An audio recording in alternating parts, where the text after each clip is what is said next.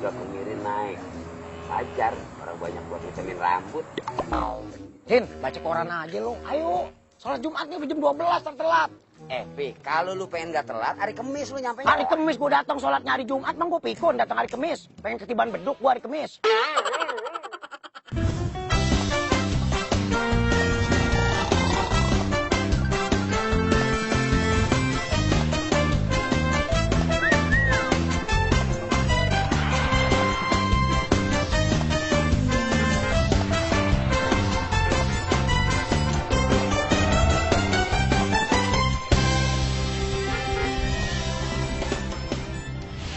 Lu kalau lagi dengerin ceramah sholat Jumat suka ngantuk nggak? Ngantuk. Emang gue punya mate, kecuali mate gue pakai lem besi baru nggak ngantuk. Ngapain? Gue bilangin, daripada kita ngantuk dengerin ceramah, mendingan ntar pas sholatnya kita nyampe. Kagak bisa begitu. Itu ceramah sama sholat udah satu paket. Kalau lu sholat doang nggak dengerin ceramah, pahle lu setengah. Kalau sholat juga dengerin ceramah juga, pahlenya satu. Itu biar paham. Tapi percuma, kita nggak sah kalau ngantuk juga ntar wudhu lagi. Apalagi namanya Ustadz Hasan, udah ceramahnya pelan banget, lembek, nggak kedengeran lagi sama gua. Ustadz Hasan maklum, dia baru baik bengek. Suaranya pelan, udah 3 kali makan anak tikus nggak baik-baik. Astagfirullah, Pi. Istighfar, Pi, istighfar. Masa Ustadz Hasan disuruh makan anak tikus? Udah kayak ular piton aja. Mending lu yang dimakan, persis kayak tikus tuh. Tapi nggak kedengeran suaranya. Emang lo di mana dengerinnya? Di pojok. Ya pantas di pojok. Ini kan. Assalamualaikum. Waalaikumsalam. Ustadz. Tas bareng bertiga jalan. Bertiga kemana? Sembayang Jumat, sholat. Sembahyang Jumat dari Hong Kong. Lah, kok dari Hong Kong? Di sini Ustadz di Indonesia. Nih gue udah pulang, udah beres. Astagfirullahaladzim, astagfirullahaladzim. Udah, ngusir setan nih sebelahnya. Mana, Pi? Hah? Mana setannya? Hah? Mana? Pi, kan di sebelah lu cuma gua doang. Berarti gua dong setannya. Pi, kalau ngomong lu asal jangan jeblak aja. Udah kayak jebakan tikus lu mulut lu. Nih, gara-gara lu nih, emang nih. Kenapa sih? Ini katanya masa sholat Jumat nggak mau dengerin ceramah, bagaimana sih? Kagak bisa, Din. Kagak ada sejarahnya orang sholat Jumat cuma pengen ikut sholatnya doang. Sepaket tuh, sepaket. Tuh. Kenapa ada khutbah? Dia pengganti 2 rakaat daripada sholat zuhur. Tuh. Pengen sih makan ceramahnya yang enak kan apa yang jangan lambat. Gak usah nyalahin orang ceramah. Lu sekarang pakai ngomongin orang. Udah kagak sholat, lu ngomongin orang lagi. Ustadz Hasan pakai disalahin, Ustadz Hasan. Kagak sholat, saya ketinggalan. Kagak sholat tuh namanya. Bukan ketinggalan. Lu sengaja soalnya. Kecuali lu macet di jalan, mentok, bingung. Begitu lu sampai tinggal sholatnya doang. Yang terbaik namanya sholat Jumat, lu dateng. Nih, ya ayyuhalladzina amanu idza nudiya lis-sholati min yaumil jum'ah fas'au ila dzikrillah wa dzarul bai'. Tahu enggak artinya? Enggak. Iya. Gue juga baru baca tadi artinya gue kagak tahu sama. Ya bagaimana sih, Tad? Tahu Maksudnya orang yang beriman kalau kita dipanggil sholat Jumat buru-buru datang, tinggalin tuh segala macam kegiatan sampai urusan dagang. Boleh nggak kalau kita ganti sholat zuhur? Udah. Sekarang daripada lu kagak sholat, lu sholat zuhur sana. Berarti bisa dong? Jangan ngentengin. Gampangin aja. Gampangin aja sih Lu sih, Pi. Gue bilang ayo jalan-jalan. Gara-gara lu gue jadi telat sembayang tuh. Mau sembayang di mana coba kalau udah begini coba? Lah, gue mah Masa lu mau nungguin Jumat yang satu lagi? Lamaan. Gue bilang hari Kemis datangnya lu gak percaya sih. Jadi gak Dibilangin sama Ustadz, emang bibir lu enteng banget kayak seng gelombang. Enteng gue kapas menurut gue.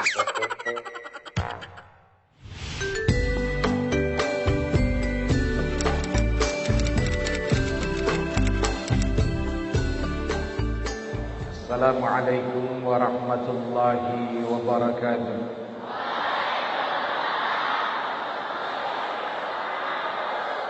Alhamdulillah, segala puji bagi Allah, Allahu Rabbul Alamin, Allah yang telah menciptakan seluruh alam jagat raya ini. Siapa yang menciptakan bumi? Jangan sungkan-sungkan melatih mulut, lidah untuk menyebutkan Allah. Kalau Allah sudah jelas, kita duduk di antara saudara-saudara kita dengan agama-agama yang berbeda dan keyakinan yang tidak sama. Begitu kita menyebut Allah, sudah pasti jelas, siapapun tahu. Bukan cuma kita, tapi saudara-saudara kita yang lain yang berbeda agama, bahwa ini adalah Tuhannya seluruh alam semesta, khususnya orang-orang yang beriman, umat Islam kepada Allah Subhanahu. wa ta'ala.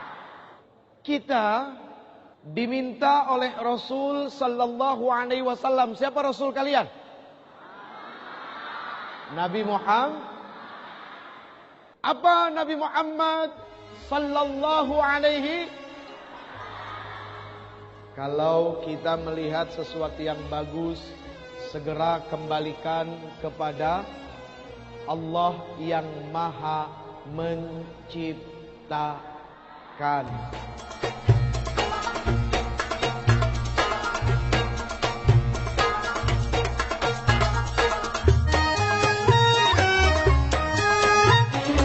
Assalamualaikum. Waalaikumsalam.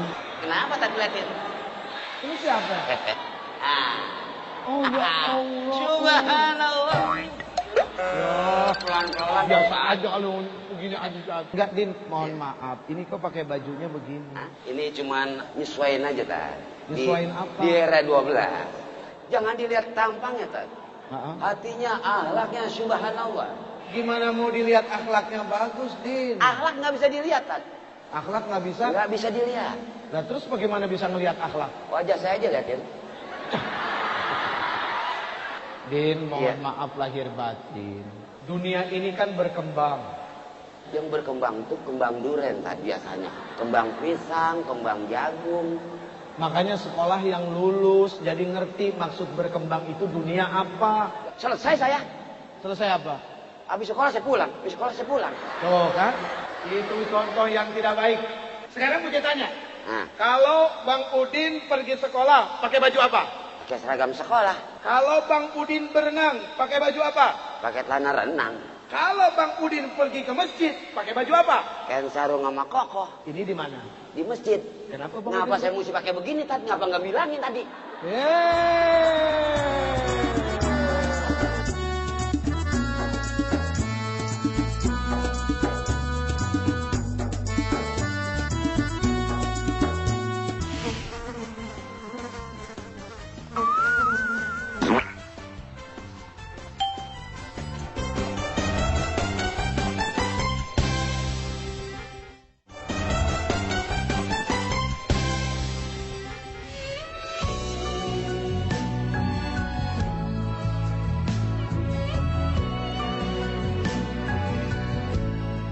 Kira-kira hidup harus gaul nggak? Harus gaul dong. Kalau kita nggak gaul, kita nggak akan tahu sesuatu. Apalagi kita hidup di dunia. Tapi pertanyaannya, jangan sampai salah. Sekarang Uja tanya, ada berapa orang tua kita? 3. Kenapa kok Uja bilang 3? Orang tua yang pertama adalah ibu dan bapak kita. Yang kedua adalah mereka guru-guru yang ada di sekolah kita. Dan yang ketiga adalah mereka para orang tua yang ada di lingkungan kita. Siapa saja, mulai dari presiden sampai RT. Dan mereka orang-orang yang tua dan dijadikan sesepuh oleh lingkungan kita. Nah, itulah ketiga orang tua kita.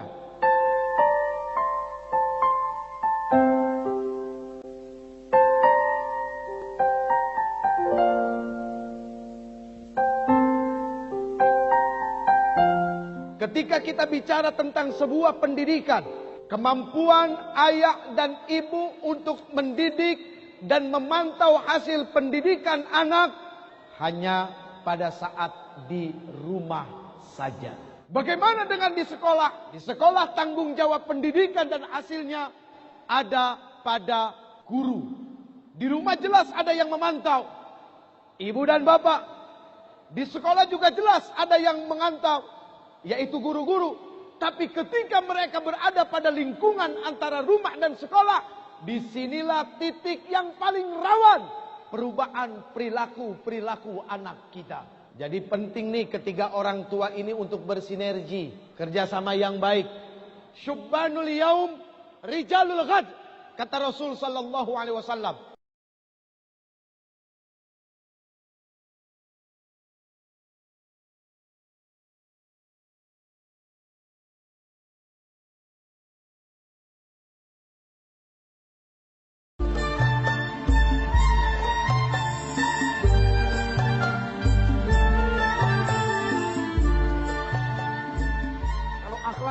bagus, Din. Jangankan di hadapan orang banyak, ketika seorang diri juga dia pintar menjaga diri. Nah, Itu akhlak. betul. Makanya Rasul Shallallahu Alaihi Wasallam diutus untuk memperbaiki akhlak. Hadisnya bagaimana? Nah, Coba. itu dia. Ayatnya, coba sebutin. Kita Coba sebutin ayatnya. harus menggunakan akhlak. Ya, apa? Akhlak tuh harus bagus. Benar. Kalau enggak, Masya Allah. Ah, bagaimana bunyi ayatnya? Yang ayatnya, Ah. coba Cak, silakan bilangin supaya tahu gitu kan. Nggak enak kalau saya mau ntar katanya saya gimana lagi. Innama Innama bu'ithu. bu'ithu. Lidah saya lain agak nyangkut. Nih lihat bibir gue. Innama. Ikutin. Oh, ikutin. Innama. Enggak, memang kalau belajar Quran begitu, Pak. Kita nggak bisa belajar Quran sendiri, kacau nanti. Lihatin bibir. Kalau urusan Quran harus melihat Ya. antara murid dengan guru. Ini contoh nih, benar. Nah, ini muajahah itu penting, saling berhadapan. Betul, Ya. betul, Yo. betul. Innama. Innama. Lu jangan melototin gue, Udin. Ngeliatin, belajar. Innama bu'ithu. Bu'ithu. Monyongnya biasa. Liutammima tammima Tamima. makarimal Makarimal. apa? Apa? Diterusin. Makarimal akhlak. Makarimal akhlak. Yeah, it's Biraf and it beat in.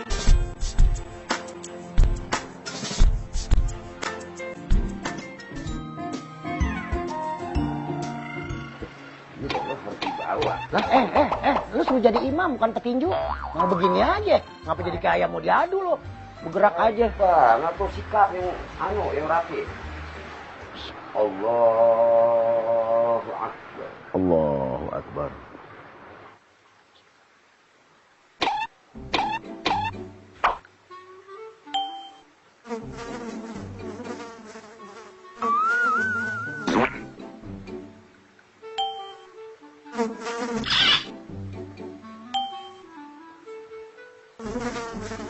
Batal deh, batal. Lu kenapa sih? Udah 4 kali lu gegaruk, gue liatin. Yang batal tuh lu, Pi. Ngapain lu sholat ngitungin gerakan gua? Mendingan lu hitungin kumis lu. Berapa kali bergeraknya? Berapa coba? Hah? Lu yang batal. Lu batal bagaimana coba? Lah nih, kita lagi sembayang. Ngapa jadi kayak nyemot, gegaruk aja lo. Lu mau ngomong, kalau gua imam nggak bilang gua batal. Ya tapi kan gue yang lihat, makmum gue terganggu. Nah berarti lu yang bikin gua batal. Kurapan jadi imam lu, gegaruk sini. Ya makanya sebelum jadi imam pakein salep dulu jadi kagak gatel. Emang mau korengan? Assalamualaikum. Salam. Sholat berantem, makan berantem. Apa sih kagak berantem? Iya benar, itu dia jawabannya. Ya, lo bilang. Nih, saya kan suruh dia jadi imam, kan dia sering ngikutin ustadz, berarti kan ilmunya lebih lumayan dari saya, begitu. Imam deh nih, dia jalan deh nih, Allahu Akbar. Saya ikut kan di belakang jadi makmum. Gegaruk pertama. Nah, kalau gatal, Ya tahan, kan lagi sembahyang. Nggak lama, gegaruk lagi 2. Saya hitungin sampai begini sembahyang, jadi ausu. Ngitungin dia gegaruk. Gegaruk lagi 3, gegaruk lagi 4. Saya bilang batal, mare. lu dari ngitung aja udah batal tuh. Tuh kan ketahuan siapa yang batal sholatnya. Gerakan jarinya aja udah lebih dari 3 kali. Pakai nyalain orang. Ngaca. Maksudnya si Opi. Jadi kira-kira yang kagak benar sholatnya siapa?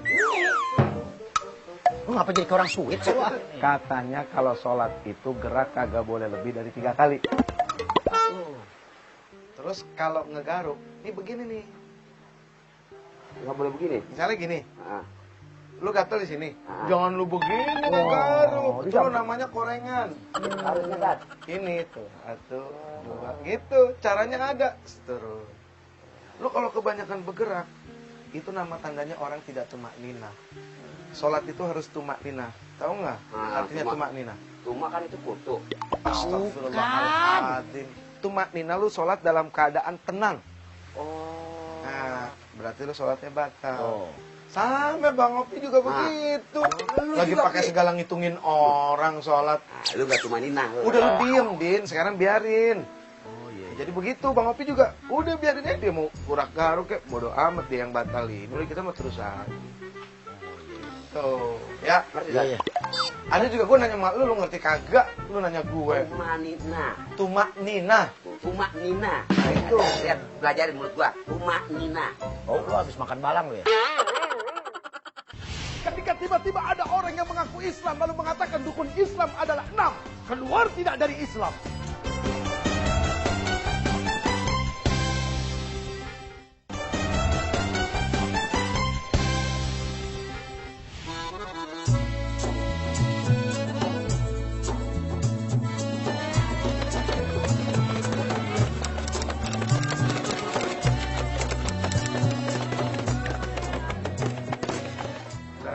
Bismillahirrahmanirrahim. Assalamualaikum warahmatullahi wabarakatuh. Suatu hari ada seseorang, saya lupa ini dari suku mana. Beliau datang ingin membunuh Rasul. Ketemu dengan Umar bin Khattab radhiyallahu anhu. Ditanya, maksud kamu apa? Terang-terangan dia bilang, saya mau bunuh Muhammad. Berantem tuh 1 lawan 1. Kalah dia sama Umar bin Khattab radhiyallahu anhu. Kemudian dibawa sebagai seorang tawanan, diikat. Rasul keluar. Ini siapa? Dia mau bunuh engkau ya Rasul. Ketemu dengan aku di jalan, terus aku berantem, kalah dia. Lepasin ikatannya. Loh, lepasin. Terus ditanya, udah dikasih minum belum? Udah dikasih makan belum? Ambil susu, ambil roti. Begitu sudah dilepas, sama Rasul dikasih. Sebelum dia makan, Rasul minta dia syahadat. Dia nggak mau. Sampai 3 kali dia nggak mau. Akhirnya kata Rasul apa? Ya sudah, kamu boleh pergi. Sahabat yang lain bingung. Padahal sahabat udah nyiapin pedang buat nebas lehernya. Malah kata Rasul dilepas, pergi nih. Bingung sahabat. Tapi sahabat nggak mau banyak tanya, samaan wa ta'atan. Dengar dan taat, selesai. Apa kata imam? Kenapa dulu Islam gampang berkembang? Karena akhlak. Kenapa Islam dulu mudah diterima? Karena akhlak. Muncul di antara kekacauan akhlak. Muncul di antara kehancuran moral. Itu Islam lahir sebagai akhlak yang hebat.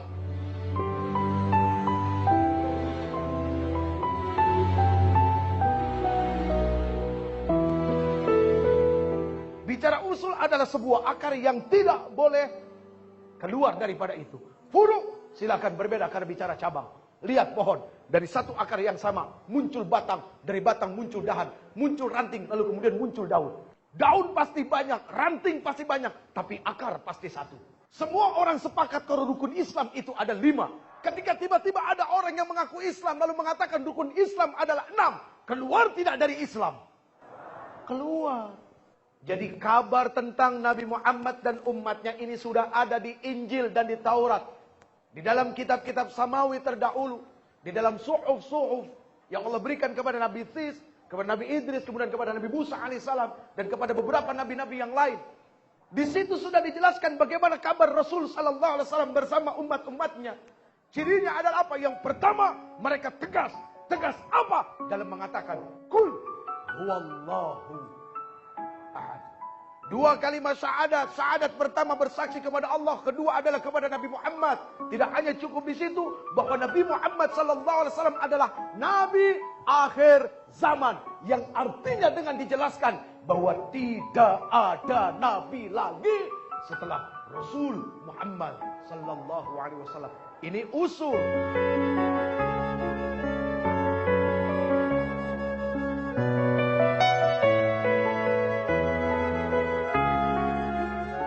Bagaimana Imam Ali radhiyallahu anhu wa karamallahu wajhah?